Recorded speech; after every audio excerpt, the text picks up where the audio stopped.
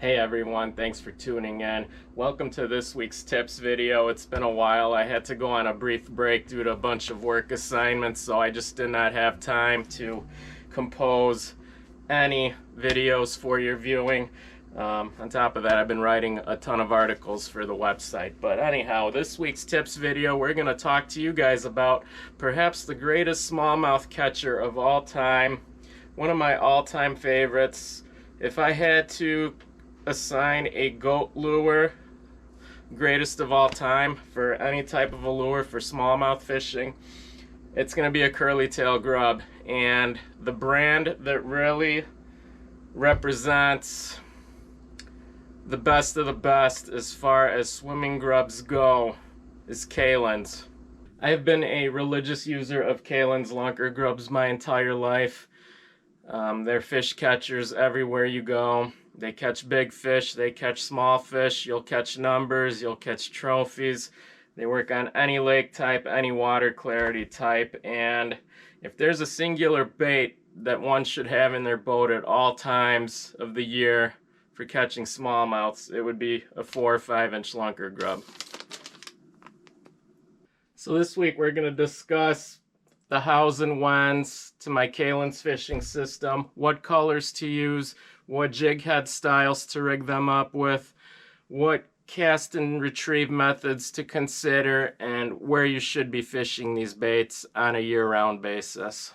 In my opinion, there isn't a more universal and applicable lure style to use and to consider for smallmouths. A grub simply mesmerizes them. It gets their attention. Fish really don't know what it can replicate. So to us, it can replicate a minnow. It could replicate a bottom scurrying crayfish. It can even look like a leech or a worm. That's really the beauty of grubs. They can represent anything that the fish think they are, and that's what makes them work so well. So as I've shown, I carry a whole bunch of colors for all of our Northwoods lakes. Predominantly the water bodies that I like to fish are going to be the clearest types of lakes that are around. So visibility on these water bodies can be anywhere from, on average, 5 to 10 feet. The most crystal clear lakes, 10 to 20 feet.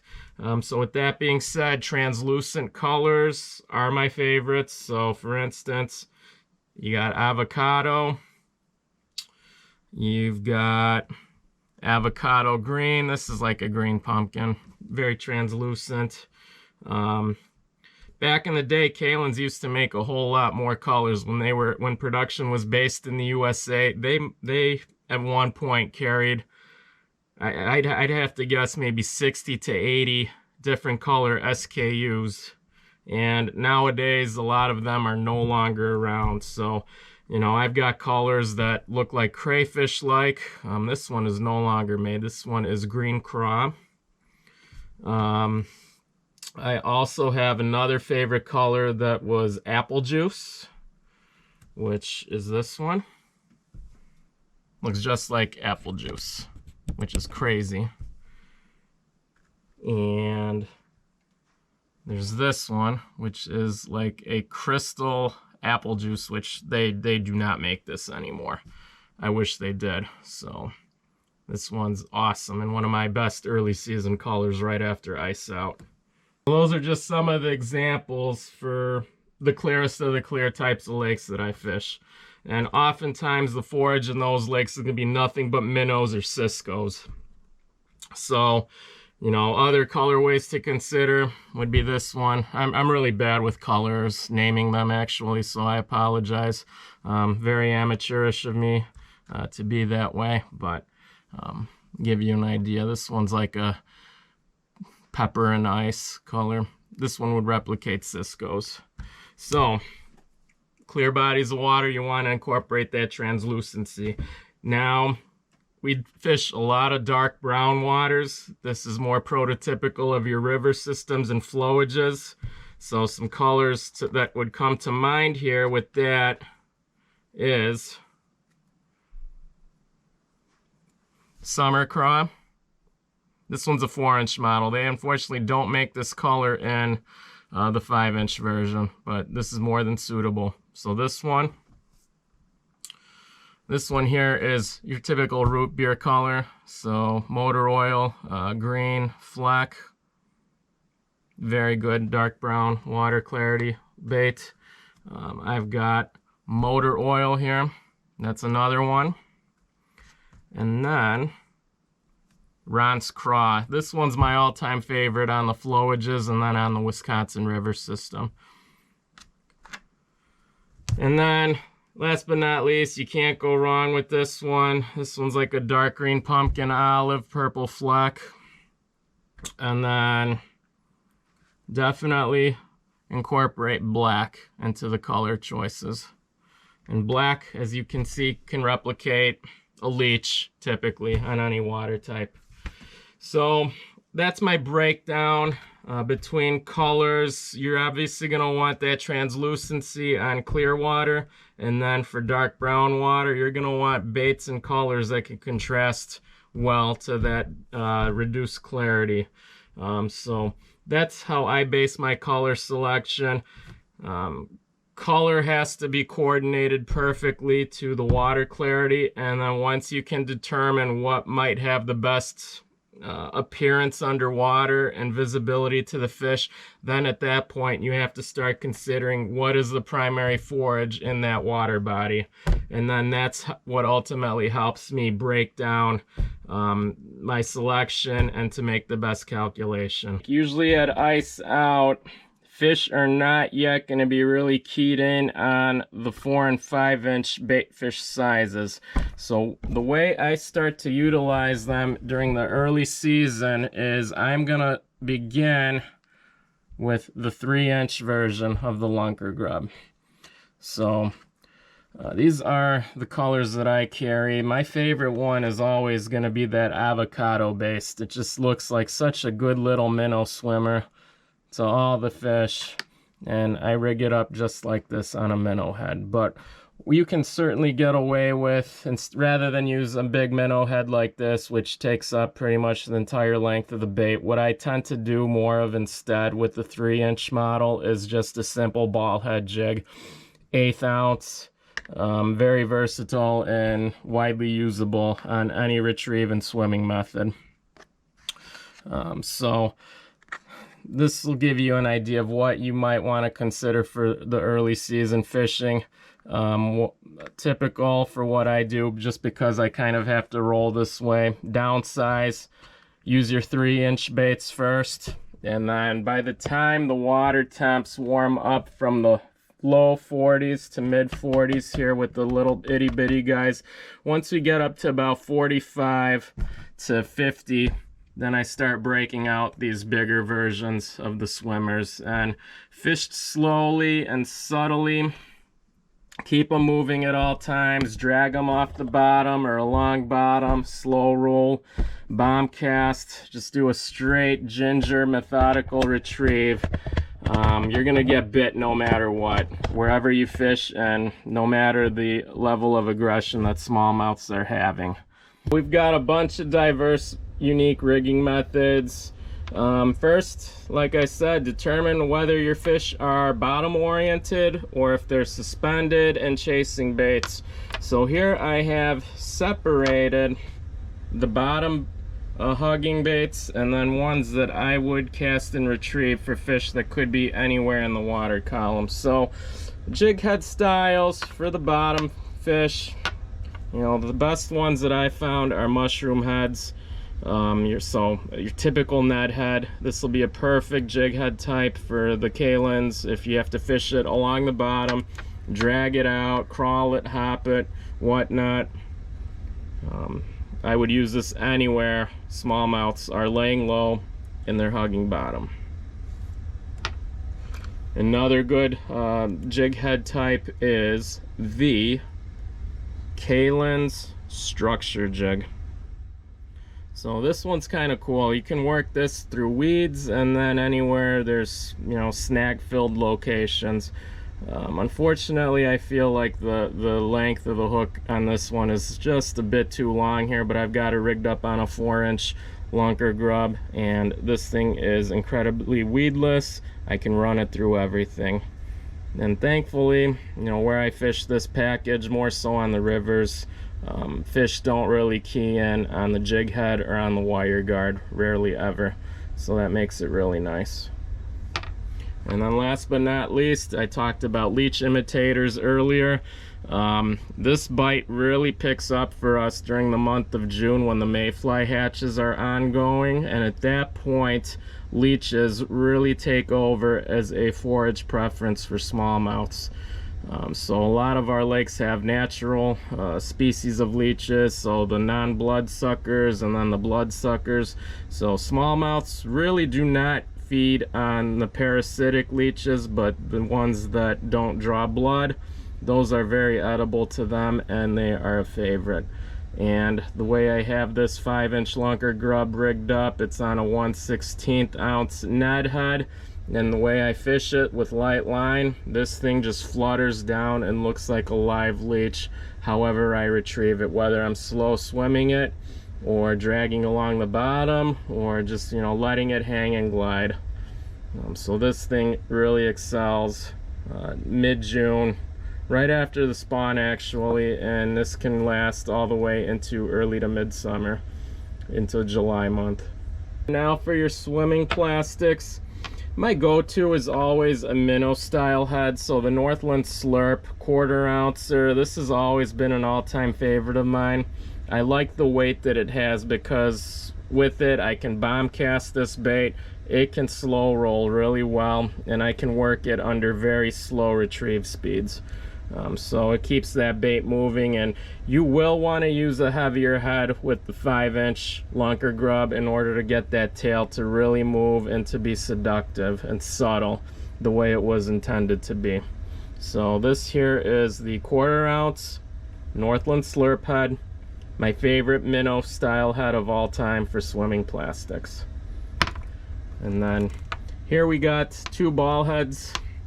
My favorite ball head jig for the Kalins is the Owner Ultrahead. These are 1/8 ouncers, so I've got this currently rigged up on my 5-inch Lunker Grub. This one is apple juice, so this color is no longer manufactured by Kalins, unfortunately. One of my all-time favorites.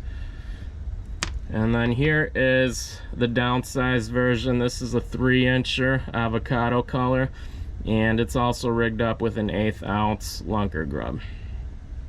Actually, my bad, an 1/8 ounce Ultrahead. Owner Ultrahead jig. So hook length is about as long as I want to go. Unfortunately, I don't really carry a huge supply of hooks and jig heads that are about half the length of this. But this is as big of a jig that I would want to put on the 3-inch Lunker Grub. So for your early season fishing pursuits, this is going to be the one to consider and for what to use. And then last but not least, I'm a huge fan of Freedom Tackle's Hydra head. So this is their swinging head, as it was meant to be fished with swimming plastics, paddle tail, swimming grubs, swim jigs. This here is their 1/8 ounce Ultra Light Hydra, and I've got it rigged up on a Trocar TK 200 worm hook, and this is my package for largemouths, believe it or not. So midsummer largemouths, if I'm fishing for them along weed lines, open water areas, this thing catches a boatload of them. But for smallmouths, it fares very well actually. So smallmouth anglers can certainly get crazier with other jig head styles and rigging methods. Me personally, I also use these as trailers for swim jigs, especially on my smallmouth sized swim jigs. They make for excellent jig trailers with that. Another consideration then is football jigs. That's another potential rigging method that would be very suitable for mid to late summer and then all throughout the fall months. So I don't have a curly tail here currently rigged up with a football head, but that is something that I do employ a lot during October into November, right after turnover, as a lot of smallmouths by then are bottom huggers and they're going to be down deep in their wintering holes. And what I've highlighted here is just an example of what I currently have rigged up as shown in my boxes. This clearly doesn't highlight all the uses that you can get with swimming grubs, but the ways that I've illustrated with my jig head types, that'll give you guys a perfect start on becoming a good and more proficient swimming grub angler. So there's no wrong way to fish a Kalin's grub. It's by far going to be the most universal bait type that you own in your box. So from early spring, right after ice out into pre-spawn, it's a great search lure when the water temps are very cold. You can fish them shallow, you can work them deep. At that point in the year, a lot of the smallmouth that you are going to be catching before they can fire up on suspended jerk baits, they will chase and pick off swimming grubs. And there's also going to be days, early season, spring season, when the paddle tail or a more powerful moving swimming plastic isn't cutting it. Those fish could be keying in on these more subtle swimming grubs instead. So fished slower. They don't push as much water, and if the fish have good visibility underwater, they will chase these at a rapid rate and go in after them. Following spawn, you're still going to be applying those cast and retrieve search bait methods, but instead at that point in midsummer, you will be fishing these faster. You're going to want to be a little bit more aggressive, and you're also going to want to consider employing speed. Just because at that point, as the water temps are climbing and warming, those smallmouths are going to be a lot more active. And then come later in the year, during pre-turnover and then post-turnover, the way I like to fish swimming grubs, again, as search lures, standalone search lures, or on the ass end of a swim jig.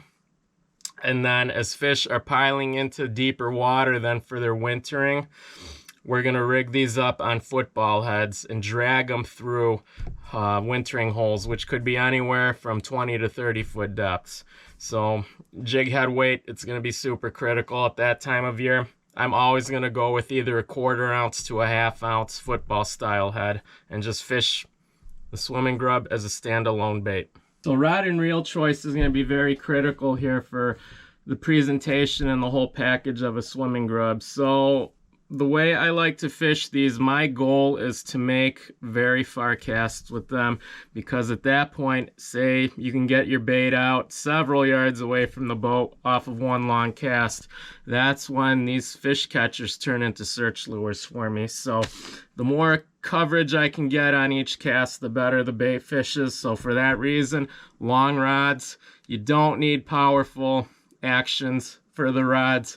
Medium light, medium fast. That's going to be my preference all the time when fishing with the swimming grub. The first one is your 7.5 foot medium fast St. Croix Legend Elite. I use this for everything, for all my search bait fishing, as well as for paddle tails, which I do have a Z-Man diesel minnow rigged up currently, but this rod excels also with the swimming grub. So you want that length. You want the medium fast action, which is super important. And then on top of that, you might also want to consider a medium extra fast action. So with that being said, the St. Croix Legend Tournament Bass, the Power Finesse 7 foot 3 inch, medium extra fast. I actually use this one for my moping and Demiki rigging, but early season, when moping still really isn't in the playbook yet, this one doubles down as my Kalin's rod. And the other rod is the Victory Open Water, which is a 7 foot 10 inch medium moderate fast. Now, why would I want to use that long rod again? The name of my game is long casts, light line. Ultimately, when a big 4 or 5 pound smallmouth hits your bait from way out, that longer rod length is going to aid for shock absorption, as well as getting a good hook set in from far distance. Line choice is very critical. Lastly, Growing up, I was a heavy user of mono line. 6-pound was my typical line for all of this stuff. But obviously in our braided fishing age of right now, light braided line will get you by anytime, anywhere. So my line sizes vary. I go as light as 8-pound to as heavy as 15-pound. It really comes down to what weight jig heads am I using. So if I'm going to be launching with a 1/4 ounce jig head, my preference is to go either 10-pound or 15-pound at most. And then if I'm going to be throwing lighter head sizes and weights, I'll get by easily with 8-pound and maybe going as light as 5-pound if I need to. But for my braided line use, Cortland Line Master Braid, I have it spooled up on all my reels. And then it's important to also consider the use of a fluorocarbon leader. So size will also depend on how heavy of a head are you using, and to complement your mainline size. But typical for me, 8 to 10-pound fluorocarbon leader. And because you are going to be casting in a lot more open water situations and fishing clearer water types, you're going to want to utilize a very long section of leader line.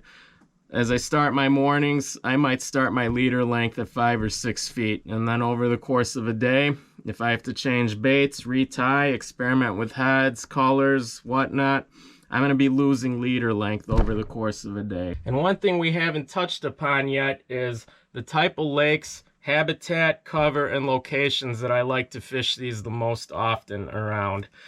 So majority of the smallmouth fisheries that I face and have, like I said, water clarity is very high visibility. A lot of these lakes are clean too, so very clean bottom types, sand, rock, gravel, even muck. A lot of those smallmouth lakes then are also going to be barren of weeds too, so visibility is going to be high. These lakes do not have as many nutrients as your typical largemouth lakes do, so as a result, the swimming grub, it's going to really replicate minnow species very well on those lakes. And smallmouths, if they can see it, and if the bait's turning, the tail's doing all the work for you, those poor fish really don't know what this could be, so they're always going to get fooled by it. And in today's era of smallmouth fishing, more of our fish nowadays are seeing paddle tails and swim baits at a rapid rate, and more anglers are also turning to all these new trends and strategies, from forward-facing sonar baits to anything from overseas that gets imported. But the swimming grub, the response that smallmouths have for a swimming grub, it has gone unchanged for over the course of the last several decades. This is a lure that will never condition the fish. Over the years, these have caught a lot of smallmouths up to 5 pounds for us. This is not a bait type that will catch giants and unicorns, so we're talking fish over 5 pounds. I personally don't feel like they key in on these baits in the ways that they should, unfortunately. But across most Northwoods lakes with the 5-inch Lunker Grub, you're going to be catching a lot of 14 to 18-inch fish with these throughout the year, which makes it a super lure. And then by chance, if big fish are going during their peak seasons or when they're most vulnerable, they're going to be targets then under these same circumstances with the swimming grub. But one of my favorite settings for working a swimming grub, small to mid-sized lakes, absolutely loaded with smallmouths, a lot of clear water, a lot of natural habitat, very little development. These are the lake types that are just loaded with 12 to 18-inch fish. And over the course of your outing, you'll catch fish of all sizes. You'll have high action outings, and you'll just number up. And those are some of my most favorite types of scenarios and past experiences when fishing with the Lunker Grub. There's no wrong way of fishing a Kalin's grub. Great bait for adults, and it's even better for children too. It's a great introductory lure to get youngsters into smallmouth fishing at an early age. The bait itself requires minimal effort other than a cast just to get it out there. It can be fished under any type of retrieve method, anywhere in the water column, and really over any type of bottom composition too, where fish might live. So for a top fish catcher for every day, every season usage, definitely consider the Kalin's Lunker Grub in 3-inch, 4-inch, and 5-inch models. It's going to catch fish everywhere you go, from action size fish to numbers to even big fish too. So, get them. Great baits. Thank you very much, Kalin's.